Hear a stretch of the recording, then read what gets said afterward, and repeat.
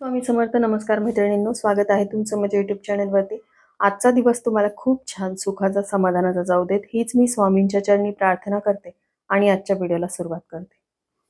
तर आजच्या या व्हिडिओमध्ये त्रिपुरारी पौर्णिमा म्हणजेच कार्तिकी पौर्णिमेच्या दिवशी आपल्याला त्रिपुर वात कशा प्रकारे प्रज्वलित करायच्या आहेत, कोणत्या वेळेमध्ये प्रज्वलित करायच्या आहेत आणि कुठे प्रज्वलित करायच्या आहेत याविषयीची संपूर्ण माहिती आजच्या व्हिडिओमध्ये मी शेअर करणार आहे. त्यामुळे व्हिडिओ स्किप न करता शेवटपर्यंत बघत राहा. तर बघा, सगळ्यात आधी त्रिपुरारी पौर्णिमा म्हणजे काय? तर कोजागिरी पौर्णिमे इतकंच या पौर्णिमेला महत्त्व आहे, कारण या दिवशी साक्षात महादेवांनी त्रिपुरासूर या राक्षसाचा वध केला होता आणि संपूर्ण सृष्टीचं, देवांचं त्रिपुरासूर राक्षसापासून संरक्षण केलं होतं.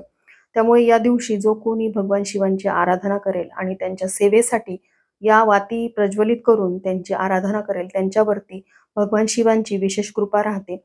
कारण भगवान शिवशंकर जे आहेत ते भोळे आहेत आणि भक्ताच्या मदतीला ते धावून येत असतात. त्यामुळे त्यांची सेवा आराधना जर आपण त्रिपुरारी पौर्णिमेच्या दिवशी केली तर निश्चितपणे आपल्या कुटुंबाभोवती त्यांचं एक संरक्षण कवच तयार होतं. एवढी ही प्रभावी सेवा आहे. तर बघा, त्रिपुरारी पौर्णिमा ही 26 नोव्हेंबर रोजी दुपारी 3:53 सुरू होणार आहे. ती दुसऱ्या दिवशी 27 नोव्हेंबर रोजी 1:53 संपणार आहे.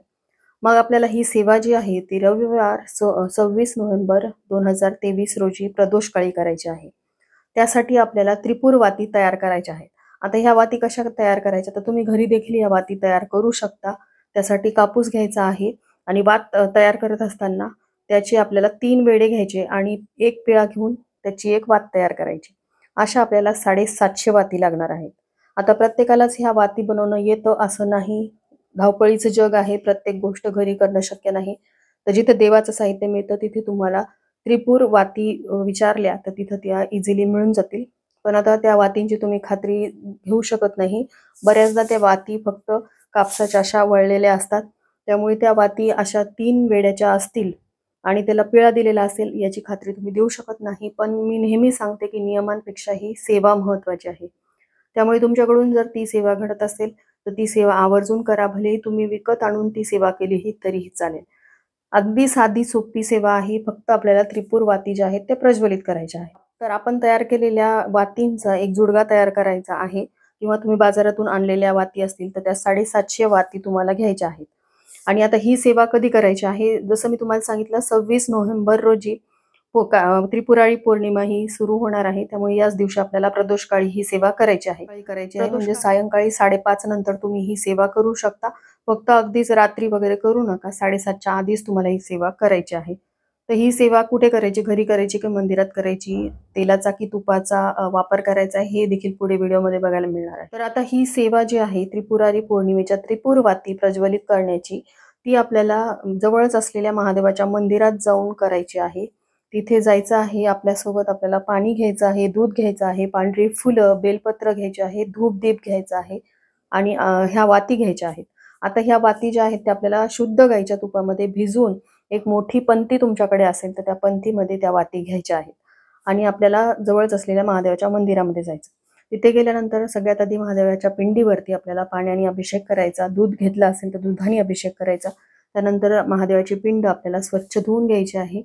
चंदन, भस्म जे काही तुम्ही नेलं असेल ते महादेवांना अर्पण करायचं. पांढरी फुलं अर्पण करायची, बेलपत्र अर्पण करायचं, धूप दीप वगैरे दाखवून घ्यायचा. जो नैवेद्य वगैरे नेला असेल एखादा तर तो अर्पण करायचा आणि त्यानंतर तिथे बसून तुम्हाला ह्या त्रिपुर वाती प्रज्वलित करायच्या आहेत. एक आसन सुद्धा तुम्ही सोबत घेऊन जा आणि त्यानंतर तिथे महादेवाच्या मंदिरामध्ये जर खूप गर्दी असेल तर तुम्हाला अभिषेक वगैरे करता येणार नाही आणि जर करता आला तर तुम्ही खूप भाग्यवान असाल. जर अभिषेक करता नाही आला तर दुरूनच तुम्ही महादेवांची आराधना करायची आहे आणि बेलपत्र वगैरे तुम्ही अर्पण करू शकता, फुलं वगैरे अर्पण करू शकता. तिथे बसायचं आहे आणि तुम्हाला त्रिपुर वाती प्रज्वलित करायच्या आहेत. एक छोटी प्लेट तुम्ही सोबत घ्यायची आहे. त्यावरती ही पंती आपण घेतलेली आहे ती ठेवायची आहे. त्यामध्ये आपण तुपात भिजवलेल्या ह्या 750 वाती घेतलेल्या आहेत. ही सेवा करण्यासाठी तुम्हाला एक छोटीशी प्लेट घ्यायची. त्यावरती आपण जी पंती सोबत घेतलेली आहे, ज्यामध्ये आपण तुपात भिजवलेल्या 750 वाती घेतलेल्या आहेत त्या ठेवलेल्या आहेत. आता तिथे बसून आपल्याला ही सेवा करायची आहे. आपल्यासोबत शुद्ध गाईचं तूप एका वाटीमध्ये आणि एक पळी पण आपल्याला सोबत न्यायची आहे. आता आपली सगळी सेवा करून झाली. त्यानंतर आपण एका जागी बसायचं आहे आणि तिथे बसून आपल्याला ही सेवा करायची आहे. मंदिरामध्ये घरापेक्षा कितीतरी जास्त पावित्र्य आणि सकारात्मकता असते, त्यामुळे शक्य झालं तर मंदिरात जाऊनच ही सेवा करा. उद्या रविवार आहे, प्रत्येकाला जमेलच. पण नाहीच जमलं तर तुम्ही घरी देखील करू शकता. पण घरी कशी करायची हे मी तुमच्यासोबत नंतर शेअर करते.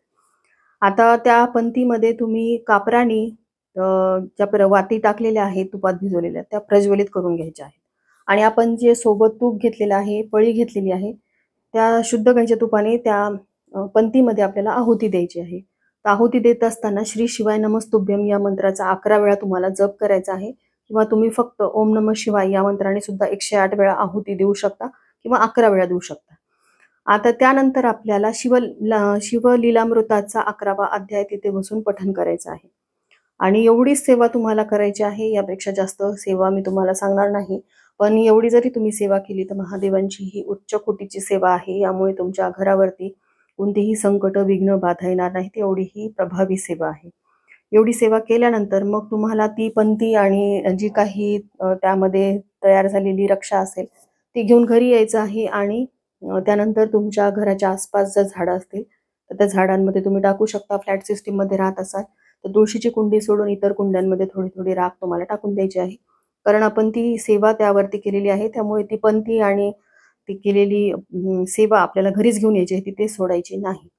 आणि जर तुम्ही घरी ही सेवा करणार असाल तर प्रदोषकाळी अशाच प्रकारे तुम्हाला सेवा करायची. फक्त आपल्या देवाऱ्यात असलेल्या महादेवाच्या पिंडीवरती सांगितल्याप्रमाणे तुम्हाला अभिषेक करायचा पाण्याने आणि दुधाने. त्यानंतर पाण्याने परत स्वच्छ मूर्ती धुवून घ्यायची, जिथल्या तिथे ठेवून द्यायची.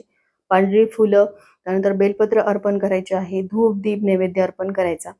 आणि घरी असंच तुम्ही देवघरासमोर बसून सांगितल्याप्रमाणे सेवा करायची आहे. त्रिपुरवाती कापराने प्रज्वलित करायच्या आहेत आणि आहुती द्यायची आहे. आहुती देत असताना श्री शिवाय नमस्तुभ्यम या मंत्राचा 11 वेळा जप करायचा, किंवा ओम नमः शिवाय या मंत्राचा जप करायचा. आणि सगळ्यात महत्त्वाचं म्हणजे शिवलीलामृताचा 11वा अध्याय तुम्हाला पठण करायचा आहे. आणि त्यानंतर तुम्ही महादेवाची घरी आरती पण करू शकता. मंदिरामध्ये तर त्या त्या वेळेमध्ये आरती ही होतच असते. पण तुम्हाला तिथे जर आरती करणं शक्य झालं तर तिथेही तुम्ही आरती करू शकता, किंवा तिथे सुरू असलेली आरती करूनच मग तुम्ही घरी यायचं आहे. अशा प्रकारे त्रिपुरारी पौर्णिमेच्या दिवशी महादेवांची उच्च कोटीची सेवा आपल्याला करायची आहे. आणि घरी ज्या आपण त्रिपुरवाती प्रज्वलित केलेल्या आहेत त्याची रक्षा देखील आपल्याला घरातील कुंड्यांमध्ये टाकायची. फक्त तुळशीच्या कुंडीमध्ये ही रक्षा टाकायची नाही, एवढी काळजी घ्यायची आहे. ही सेवा वर्षभरातून आपल्याला एकदाच करता येते. सांगितल्याप्रमाणे पिरियड आणि सुतक असेल तर त्या काळामध्ये तुम्हाला ही सेवा करता येणार आता नाही. ह्या त्रिपुरवाती पुढच्या वर्षीच तुम्हाला तुम्हाला ही प्रज्वलित सेवा करता येईल. करण्यासाठी एक मोठी पंथी घ्यायची आहे आणि ह्या वाती तुम्हाला स्क्रीनवरती दिसत आहेत तशा तुम्हाला ठेवायच्या आहेत. स्क्रीनवरती जी दिसत आहे ती पंथी खूप छोटी आहे. या जागी तुम्ही हवनकुंडाचा देखील वापर करू शकता. पण हवनकुंड नसेल तर दिवाळीमध्ये जर तुम्ही मोठी पंथी आणलेली असेल ज्यामध्ये तुम्हाला आहुती देता येईल तशा पंथीचा तुम्ही या उपायासाठी वापर करायचा आहे. ह्या त्रिपुरवाती तुम्हाला तुपामध्ये भिजवून ठेवायच्या आहे. ज्यावेळेस तुम्ही मंदिरामध्ये किंवा घरात उपाय करणार आहात त्यावेळेस त्या चांगल्या भिजलेल्या वातीच तुम्हाला प्रज्वलित करायच्यात. आता एखाद्या वेळेस प्रत्येकाच्या घरामध्ये गाईचं शुद्ध तूप नसेल तर म्हशीचं तूप वापरलं तर चालेल का? तर नाही, शुद्ध गाईचंच तूप तुम्हाला वापरायचे. शुद्ध गाईचं तूप तुमच्या घरामध्ये नसेल तर तुम्ही जे देवपूजेसाठी तेल वापरतात ते वापरा, हरकत नाही. पुढच्या वर्षीपर्यंत तुमच्या घरामध्ये तुपाची वात लावण्या एवढी क्षमता तयार होईल, एवढी ही प्रभावी सेवा आहे. कारण प्रत्येकाला शुद्ध गाईच्या तुपामध्ये ह्या वाती भिजवून हा उपाय करणं शक्य होणार नाही आणि नियमांपेक्षाही सेवा करणं महत्त्वाचं आहे. त्यामुळे तुम्हाला शुद्ध गाईचं तूप नाही मिळालं तर देवपूजेसाठी तुम्ही जे तेल वापरता त्या तेलामध्ये ह्या त्रिपुर वाती भिजून घ्यायच्या आहेत. आणि जर तुम्ही मंदिरामध्ये जाऊन हा उपाय करणार असाल तर सांगितल्याप्रमाणे तुम्हाला सेवा करायची आहे. आणि घरी करणार असाल तर घरी देखील तुम्ही तशाच प्रकारे सेवा करायची आहे.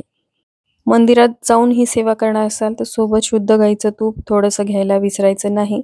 आणि जर तेलात भिजवणार असाल तर तेल थोडंसं आहुती देण्यासाठी सोबत न्यावं लागेल.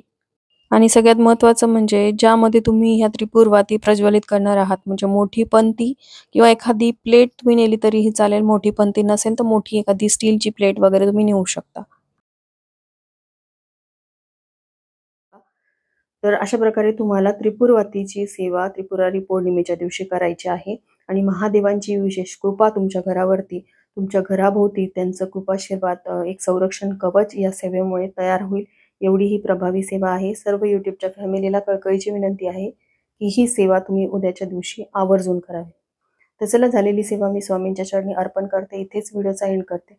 व्हिडिओ आवडला असेल तर लाईक शेअर सबस्क्राईब करा. भेटूया तशाच एका नवीन व्हिडिओ सोबत. तोपर्यंत सर्वांना श्री स्वामी समर्थ.